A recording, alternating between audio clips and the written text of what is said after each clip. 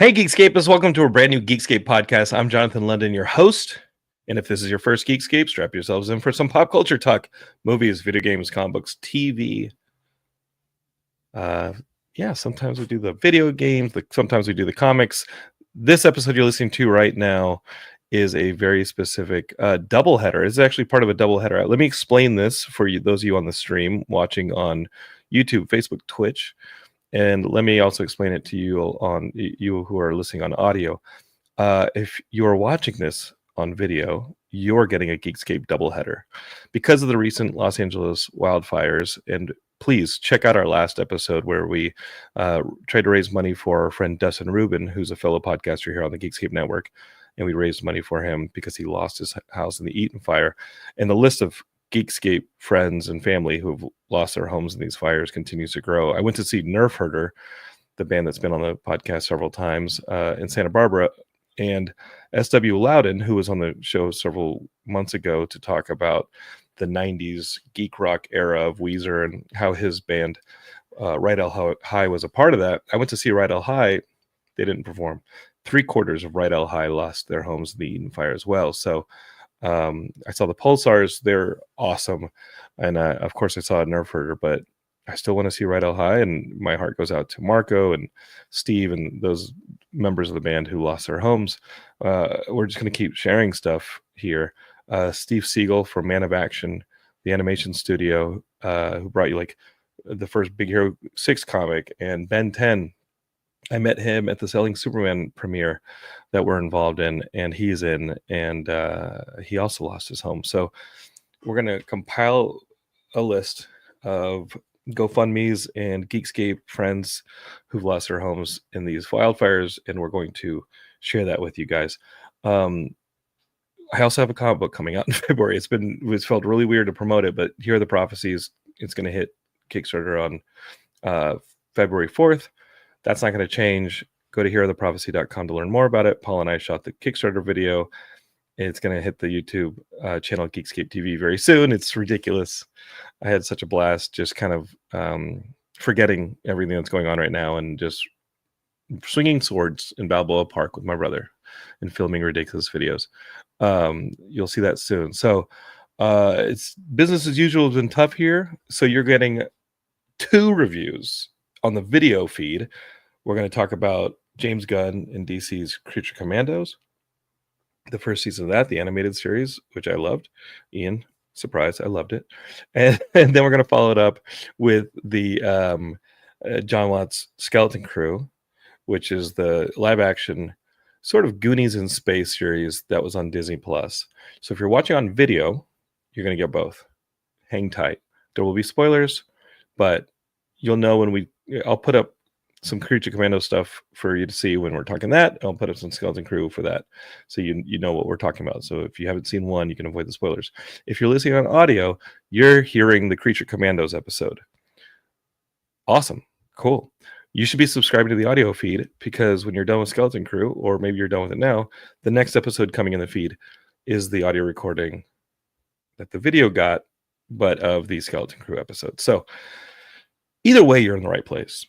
Either way, this is Geekscape. And either way, you're going to hear us talking pop culture and Ian Kerner dropping the knowledge and telling you about the references going back to the comics or the original films, or maybe it's a reference to Star Wars here, or DC this, or it's looking forward to the Superman film this summer, or it's a shout out. Maybe we'll see that character again in the Mandalorian and Grogu film, or who knows? The only way you can find out is if you hang with us here at Geekscape, and don't go anywhere.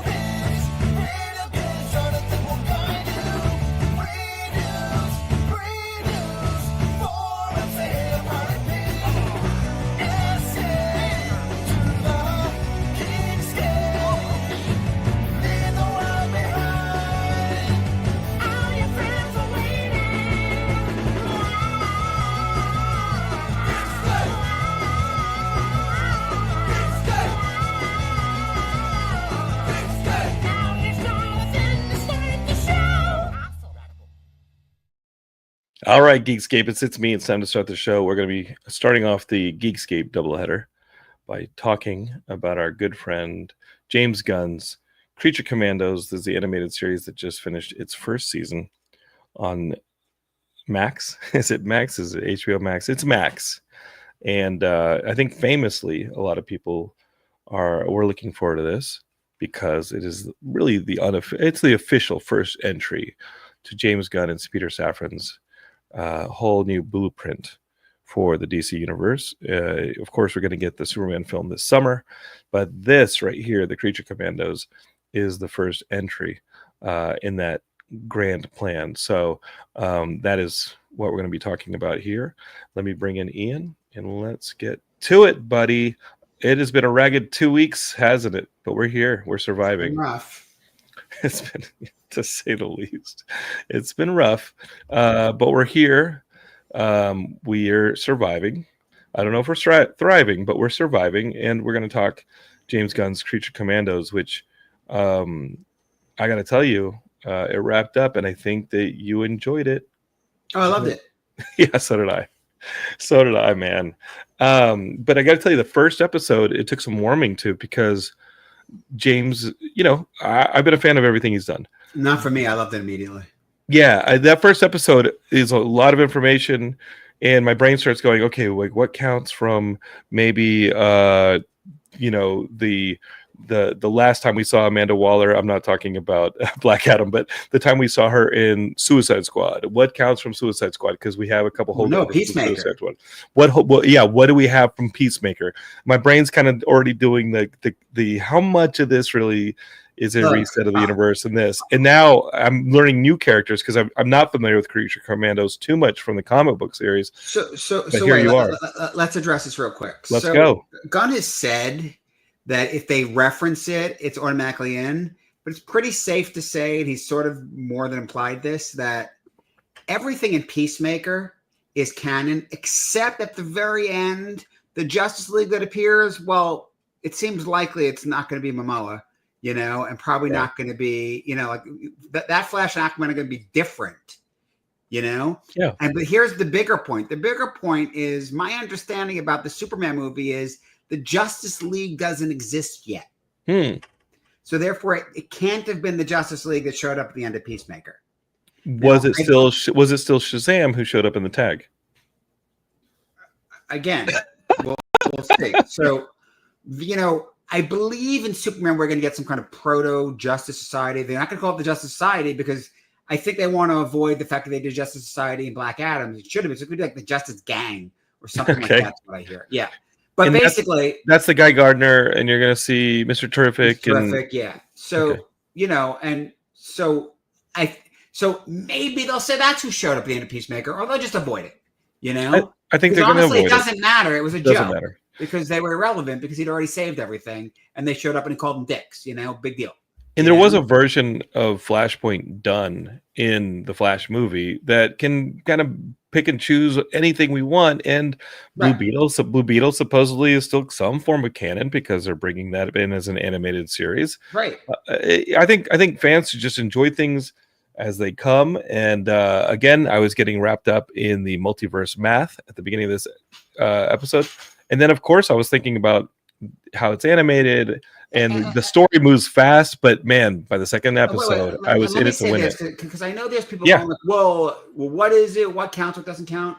And I know not all the viewers are going to be comic book readers. But in the comics, DC did the New 52 back, what year was that? 2011, 2012, something like that? Yeah, it was 2011. It lined up with the Snyderverse, and that's not an accident.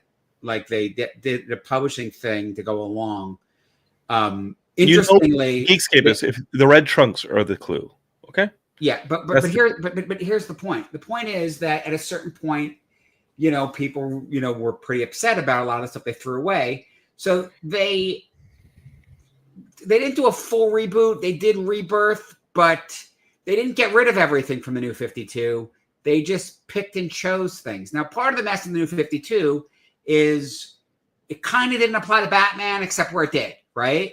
Because he still had all the Robins and everything else and his history. So it was all a mess. So they've mostly they casually pick and choose what they want to say has always been, and like Batman and Superman have been friends for years and years, and that whole thing.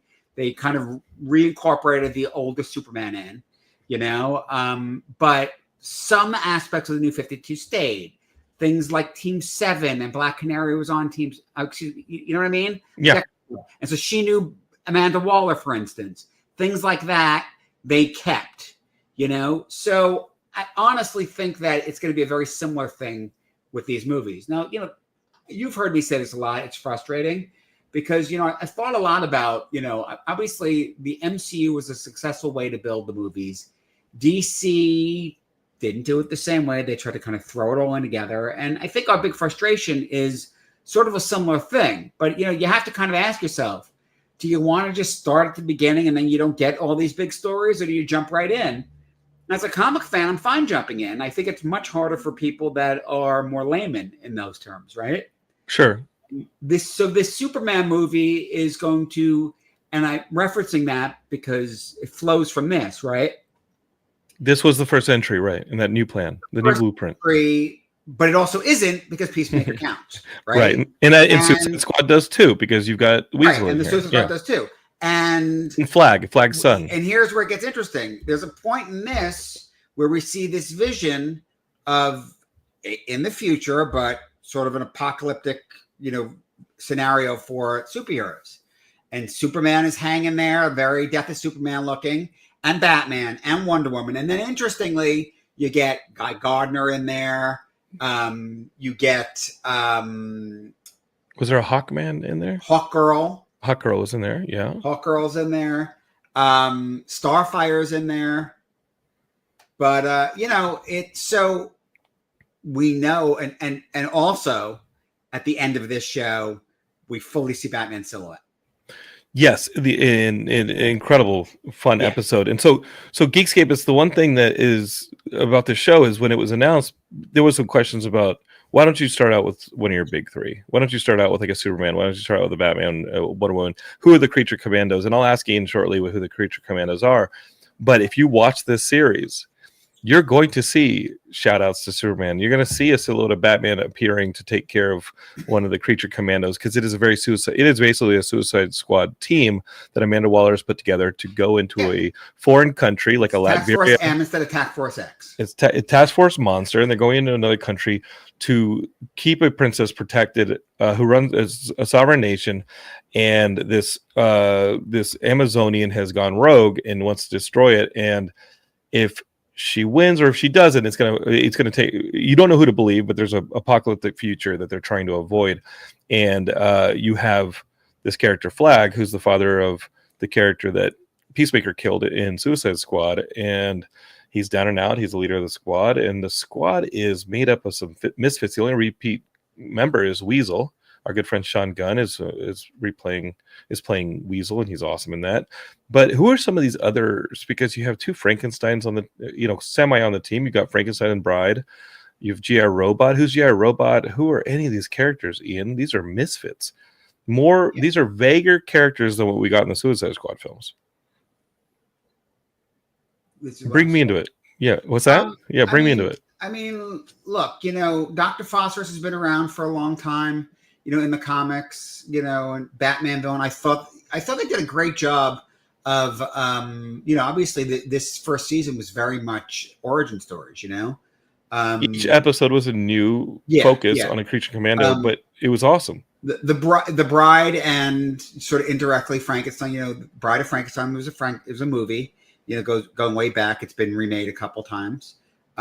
This was a slightly different take. I thought it was cool. One of the things she's been in the comics, though, right? Like I know Frankenstein's been in the comics. Both of them been in the comics. Okay. Similar relationship, though. Gunn did something really interestingly different with the monster, the Frankenstein character. They did a bunch of this actually, and it's sort of a version of the Creature Commandos in the New 52, and.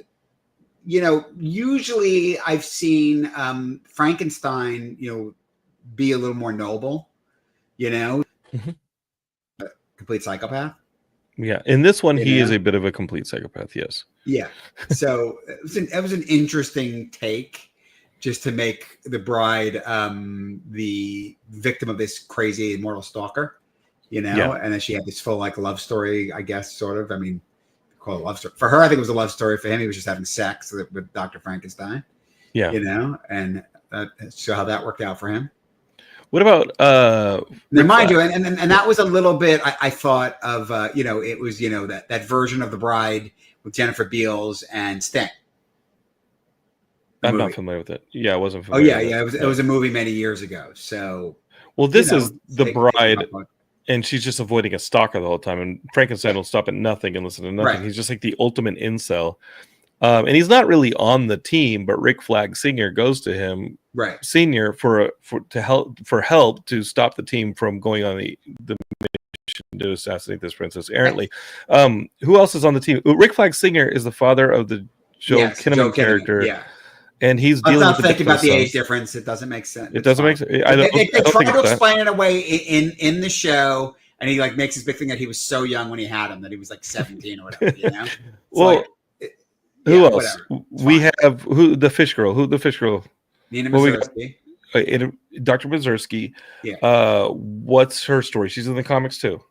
Yeah, but it was interesting to me to even have her in it, because like she, I was sad when she died, but it's like she doesn't do anything. She's not really a combatant. She could have done something, in the water, but.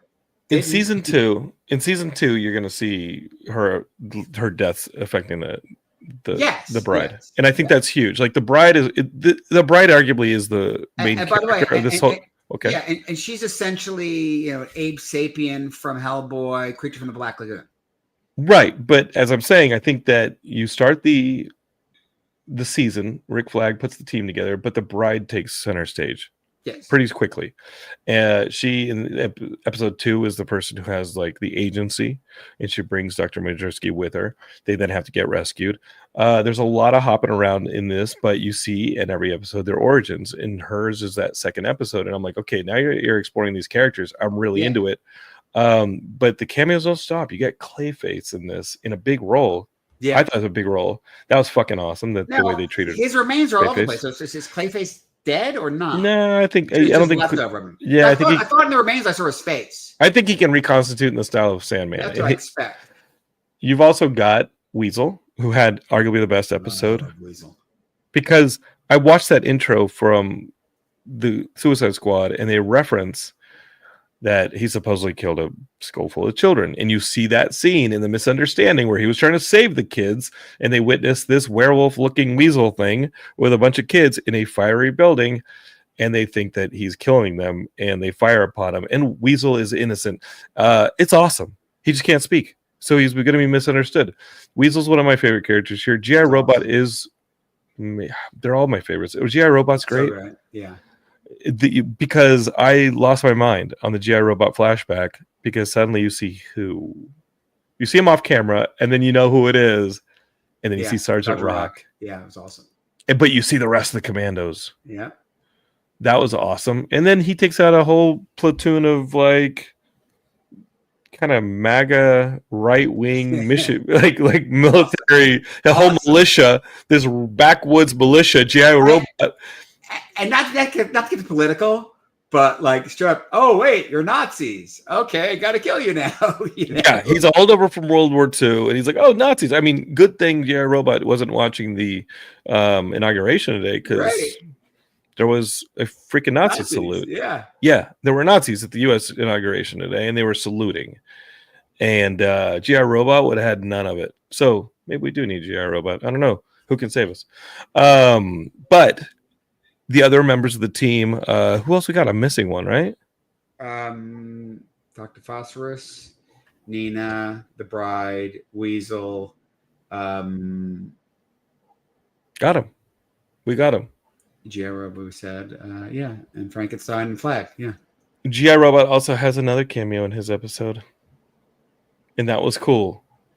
The Doctor. Oh, yeah. Doc Magnus. Yeah, Doc Magnus. You see Doc Magnus in the 50s or 60s, and he's putting G.I. Robot back together. What's the importance of Dr. Magnus? I know it's a cameo. Doc Magnus created the Metal Men. and hasn't created the Metal Men yet in this timeline, Right. or in that flashback.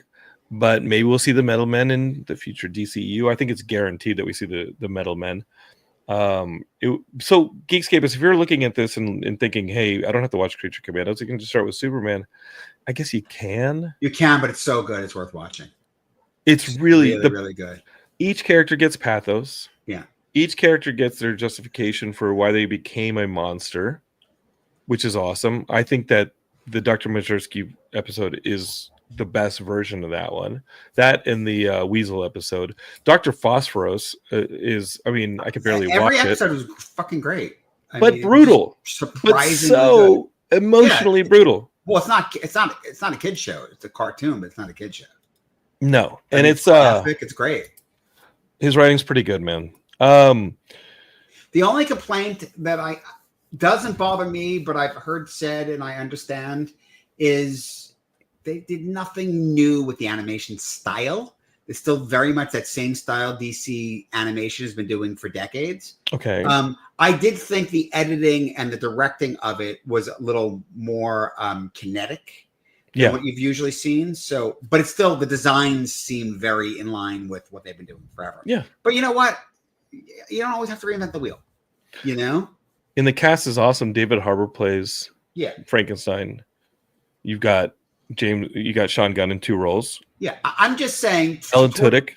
Yeah, towards that complaint, you know, like when you look at things like Arcane, you know, that are just, but you know, but it costs way more money, you know, so is what it is, right?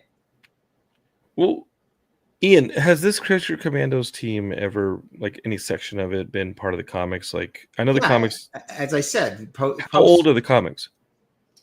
Is it a New 52 comic, or was there a version it's a New 52 comic? That's the first time we had a Creature Commando. I mean, Frankenstein had been around a bit. They had Shade, so you know that's part of that. Was G.I. Robot part of an earlier storyline?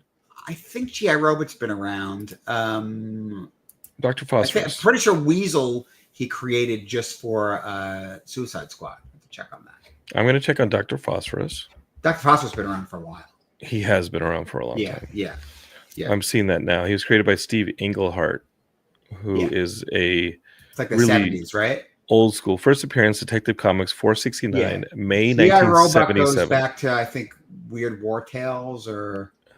G.I. Robot, Star Spangled War Stories, 1962. Wow. So he's really brushing off some old characters and breathing new life into them. Ian, do we see these characters in a live action version later on? Well, we're going to get Flag Senior in the Superman movie. Yes. So we're going to see crossing over. You're going to see Waller. Cool. It would be cool. Listen, I mean, could we? Sure, we could. Odds are there's only so many projects, you know. I think it's awesome we're getting a season 2 of this. You know, the odds of us getting a straight up live action movie of this, honestly, I think are unlikely because, again, there's only so many projects going to happen. Let's just see if the projects they've announced even happen. I've heard rumors that The Authority is not happening. Why? You know, money. If way too expensive. Well, we'll see. Maybe it's ultimately will. But the rumors I hear is that, you know, at the moment, listen, let's be real. They were developing a project that's very, very expensive. That's mostly characters that they're going to just introduce Superman. You know, maybe wait and see if people actually respond to characters before. You know, like if people like The Authority and Superman, you're going to then maybe there's a reason to do it. But, you know, otherwise, you know, it doesn't really seem like there is, you know, and it would have been a ridiculously expensive movie, you know, the carrier, the bleed, all that stuff, you know. So we'll see. You know we get Superman. It's coming soon, right? This summer. We know we're getting Supergirl. Right. That's coming soon thereafter. With Jason Momoa's Lobo. Lobo is going to be in it. So we don't know what'll come beyond that. You know, you want to think there'll be a Lobo movie, but again, we don't know. Is that the goal here, to have several characters in each movie? Like instead of the Iron Man kind of approach to Marvel. Well, by the way, that is one of the things I think you and I both liked about Kraven. As bad as that Sony verse of Marvel was, at least in that movie, they went, all right, we have this stuff. Let's put it in. I think that's what Gunn's doing with Superman. And you know what? Like, it used to be, we've all seen those old movies that was just the one character. Mhm. So at this point, is that really that fun?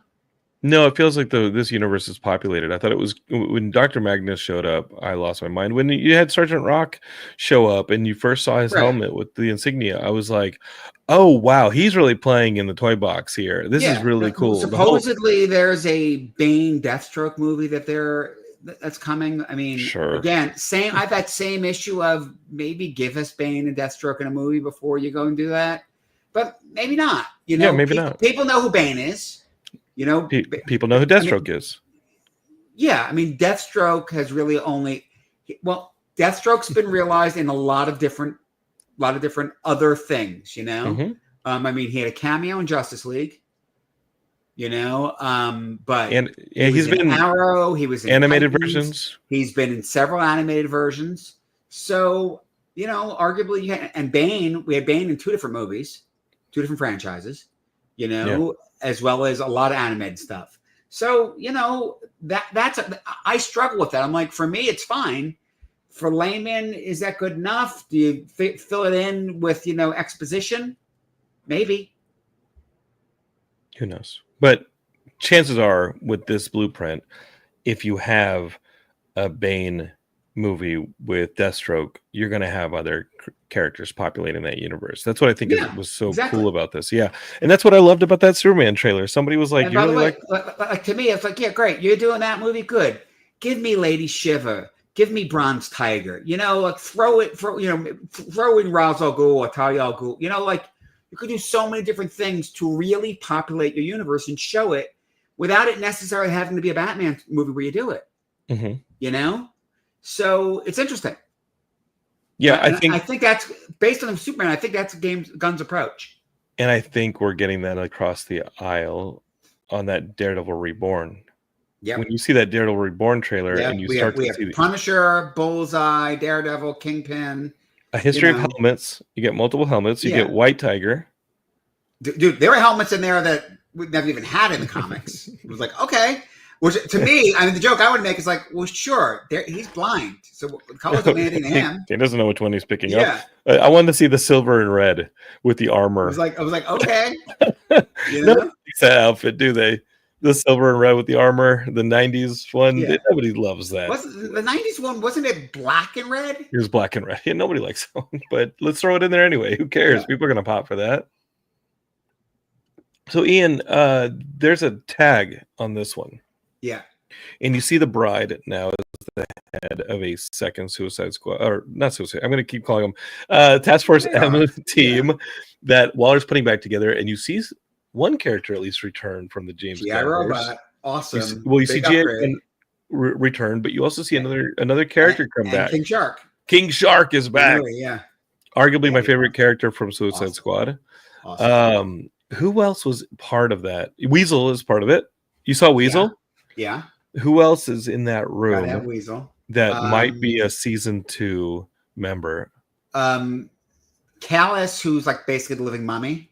Okay, I don't know. In there. Who else was in there? There's like a Nosferatu, who's a female vampire. Okay, like that. She basically looks like a human bat. All right, she's in there. Yeah, she's in there, and she's been in the comics. For like Superboy at one point. Is there a man bull looking thing that was bullying one of the characters, and then you see them at the end in that little room? But Rick Flag Senior is moving on to the Superman film. Yeah, he's not part of the Well, we don't know. He might be in the next season. He probably comes back in next season, but he's not officially in. So, but mind you, he was pretty messed up. So the other character. I mean, I honestly like that episode with the Nina Mazursky. That episode was really wonderful. Like that was really tragic and really sad. The Nina Mazursky episode really got me. When the character died, I know James Gunn does it. I know he sacrifices characters. It's also Suicide Squad, even if it isn't. Mm-hmm. It's still kind of Suicide Squad-ish. I'd love to see her back. I don't know if she comes back, but I'd love to see back a little Nina Mazursky, because this is my first time knowing her from the comics or from anything, and seeing her come back in any way, that's what I'm holding out for right there. Okay, Ian, that's the Suicide Squad. Geekscapists, thank you for joining us. Let's I said Suicide Squad. That's Creature Commandos. That's Creature Commandos. That is Suicide Squad. All right. Yeah, Suicide Squad. Very Suicide Squadish.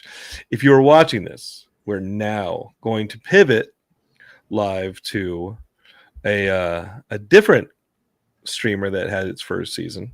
And this one, my good friends, is one that I will tell you right now, Ian, I also enjoyed. Let's talk Star Wars Skeleton Crew. A brand new offering from Disney Plus. This is 8 episodes, live action. It's Goonies in space. These kids discover a pirate ship. They blast off and from a planet that has been removed from, communicating with other planets for their own protection. They have their own mystery at Aden. And now that these kids who've dreamed of adventure go out, blast off into space, and they're lost. They have to come home. And this becomes a John Watts fueled pirate adventure. And it's very Goonies. It's very fun. It's very kids. And what did you think, Ian? Did you enjoy this thing as much as I did?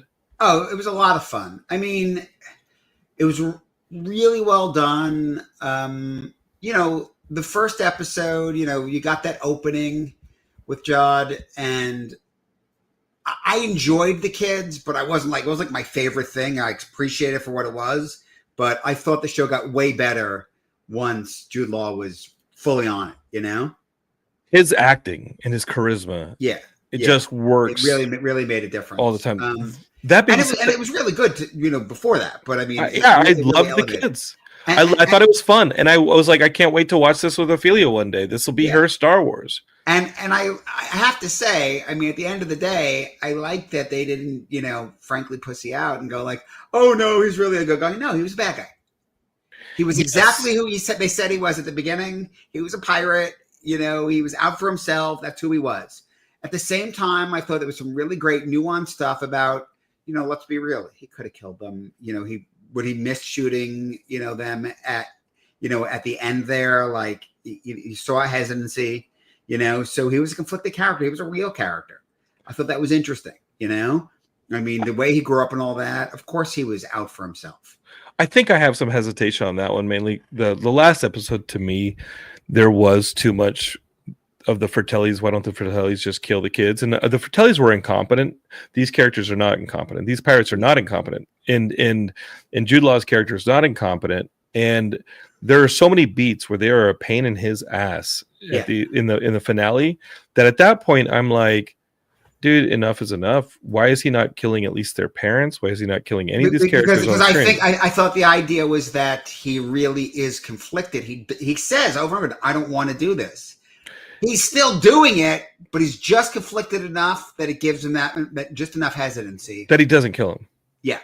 But it's a lot of repeat beats. You understand like how I felt that last episode. I was like, hey, there's a lot of repeat beats, not a lot of escalation, just a continuation of interesting like kind of beats and plot switches. But that being said, I will watch this again with my daughter and enjoy every part of it. Totally.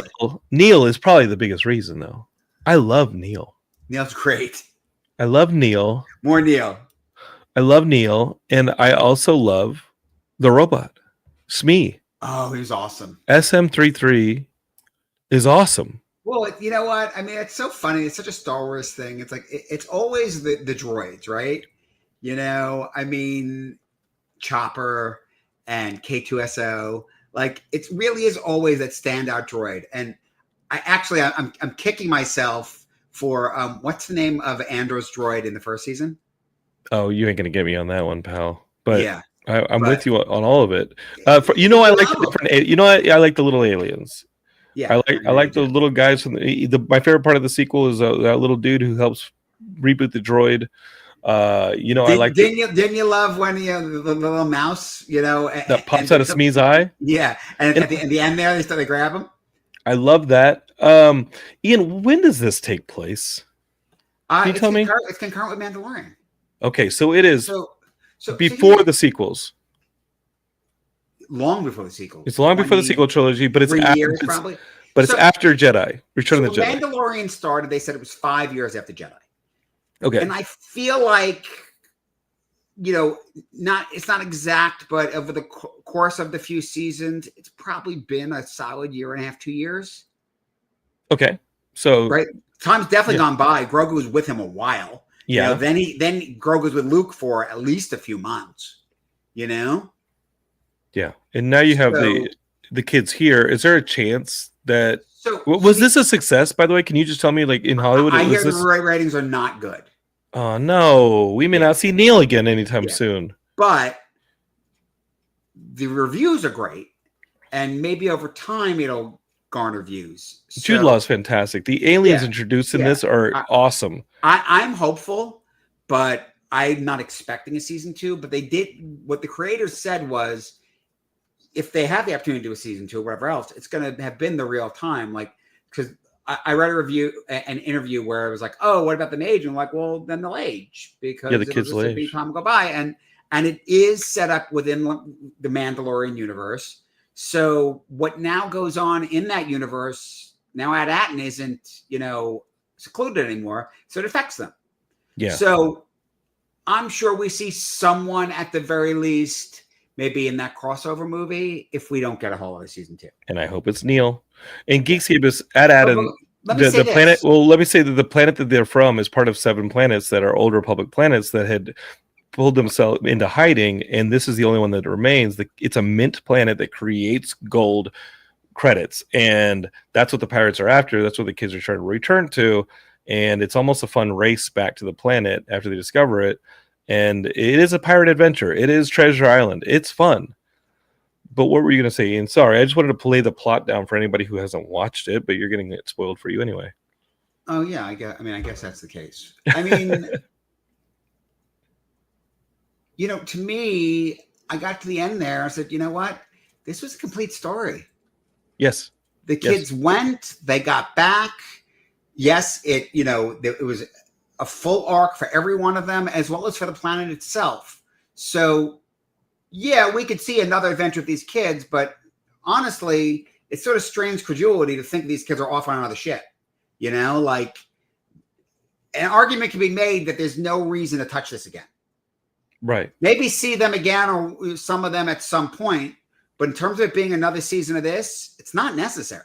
Well, there's characters that can be spun off, of course. There's a librarian. Absolutely. The librarian type character, this owl thing, would be great in another show. Look, and that was part of the thing that one of the creators said, that that the thing doing Star Wars, there, like, one of the questions was, they asked about, who's the Jedi that trained Judd, and it's like, and do they know? And it's like, well, if they have a chance to, they could have done, a bottle episode, just that. But they wanted to be the point of view of the kids for the sake of this. Doesn't mean we don't get a comic or something, So there's all kinds of stuff. It's a rich universe, and so many of these characters can show up in all kinds of things. As we said, it's about 5 to 7, probably 6, 7 years after Jedi.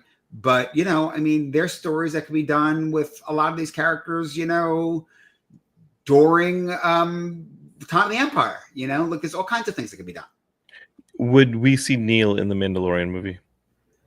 I mean, we could. I'd love to see I'm not Neil. going to bet on it, but we could. We might see Neil on a t-shirt that I'm going to be wearing very soon. I want a blue ringer tee with Neil screen printed on it. Because that kid just gave me hope. And no matter how dire the situations got, he was my favorite character, because he's always seeing the good in people. But I think all the characters were great. I would actually be surprised if our lead character, this kid Wim, if he didn't leave the planet. He was so excited. But he's a kid, so right. But an older Wim would be a cool story to pursue. Sure. Because he was the one who wanted to leave and go seek off adventure, and it was Luke Skywalker style the whole time. I actually love that the tone here is a pirate tone. I love that there's a Goonies tone. And for the first time in a long time, I was kind of excited that I was watching a live action Star Wars that felt like it was made for kids more so than adults like you and I. Like, I felt like a lot of the content that we've been consuming, from Star Wars to Marvel to DC, is made for people that have aged with it, Sure, and sure. we've lost a lot of market share to anime and manga and video games and things that are. It felt refreshing to me, and I I enjoyed agree with you, but every I think that's what time. hurts the ratings Too effing bad for now. But for word of now. mouth, listen, and it's on Disney. I mean, These things live. yeah, it's on Disney, and it's really good. I would like, by the way, like, I haven't seen it recently, but I know back when it first aired, Andor's ratings weren't fantastic. And it's got season 2, and it's so great. So I'd like to think that over time these things have been watched and discovered. So and presumably Disney Plus doesn't need that week's ratings. Mm-hmm. So. Well, this one is one that I want to see. I want to see these characters revisited. I agree with you. I don't necessarily need this story retold. I don't need the future adventures of this specific group, but members of this group don't seem like they're going to just stay at it. The Jod character is one. Jude Law's character is one that I would love to see interact with a Mandalorian or interact with the outside universe, because he's a pirate. He's been all over the entire thing. Not only that, he had like a pretty interesting origin shout out in that one episode to the comics from back in the day, because they called him Red. What was it? Red Jack. Mm-hmm. Right? And Red Jack was actually a character way back Marvel in comics. The old Marvel comics. And definitely not him. No. So there's been a speculation that it could be like a Dread Pirate Roberts kind of thing. Yeah, but it was cool that the fan base jumped on it when they saw that this owl librarian character referenced Jod as Red Jack, that he has this reputation across the galaxy of being kind of a pirate who's not Han Solo. He's not a good guy. He doesn't have any vestige of being a good guy in him, unlike Han Solo. And he clearly did not care about redeeming himself by the end of this episode, which I was waiting for. I think we were all waiting for Jod to make the move to betray the pirates and save the kids, and he just was not going to be that character. And this Red Jack character, it was cool that there was an article came out and said, oh yeah, he's actually this, like, the Red Jack character was this character in this Marvel comics, and they're clearly not the same guy. That Red Jack has a red beard. Yeah.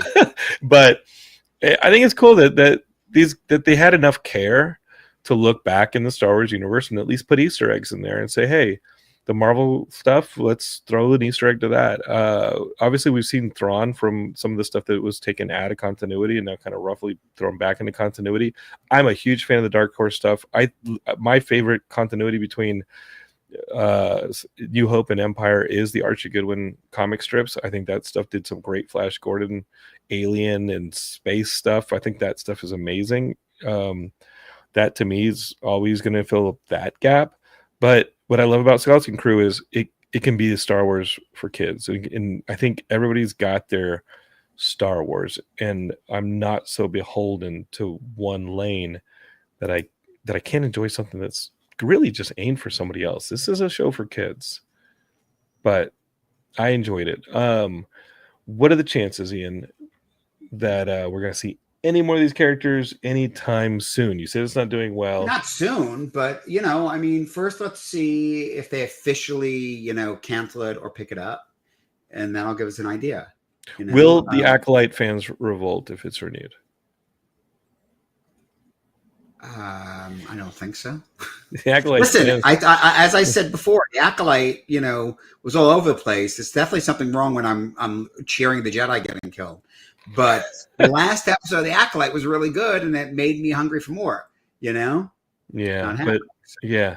I was gonna say there was one other thing that I was gonna say, but I think ultimately this one gets a thumbs up from both of us. We want to see at least this tone, and I kind of loved that every episode was another heavy hitter director, like the Daniels handling different episodes. And I think that the production on this one, maybe it's because of the involvement of John Watts. Yeah, it's John Watts, absolutely. But this felt like a step up from what we've seen on the Disney Plus shows. No offense to anybody who's doing the Disney Plus shows before this. Andor, you're right, has a pretty damn good pedigree too. Yeah, that one's pretty filmic. But this one right here was fun. And if you're a fan of Goonies, if you're a fan of any of that stuff, the Skeleton Crew, this one felt I'll say this one felt the most Star Wars. Okay. Because I was a kid again watching a kid's story and enjoying it. And I did not know where it was going to go. Plus Neil. Ian, you're clicking. We're hearing you clicking. So I'm a clicker. Let's get to clicking. Geekscape, that was Skeleton Crew. If you're watching the video, you just heard the Skeleton Crew conversation. And before that, Creature Commandos. If you're listening to just the Skeleton Crew episode, go back in the feed. If you've seen Creature Commandos or just don't care about spoilers, and watch the Creature Commandos. Listen to the Creature Commandos conversation. You're definitely going to want to before the Superman movie flies into theaters this summer. Love you, buddy. I don't think I've sent you the Hero of the Prophecy comic book, but I already sent it to the printers. Oh, sweet. I haven't even started the Kickstarter, but Geekscape has, I printed the damn thing. So I want people to have it in their hands as soon as they've, basically, if it's greenlit, if the Kickstarter succeeds, your credit card clears, you get the thing within the week. Right. So I'll send it to you as well, Ian. And damn, we got a lot of stuff coming up between WonderCons and Comic-Con Revolution, Pasadena Comic-Con, we might get a booth, and of course San Diego Comic-Con this summer. We're not going to let a really rough patch here in Southern California with the fires, or a rough patch here in America. We're not going to let a lot of rough patches keep us from enjoying the pop culture and doing some very Geekscape things, whether it's Geekscape TV's YouTube channel, or it's one of our other shows on the Geekscape network, or it's talking to Ian right here as he clickety-clacks with those keys. Are you sending an email right now? What are you doing? Who are you sending an email to? I was messaging you. Okay. Geekscape, we love you. We're here. We're talking about all this stuff. And please subscribe, share this with your friends. Leave us those 5-star reviews. It helps our visibility. And we will talk to you on the next one. Okay, on Geekscape. Don't hate, create. Ian, say bye and say peace. Bye and peace. Throw a live long and prosper.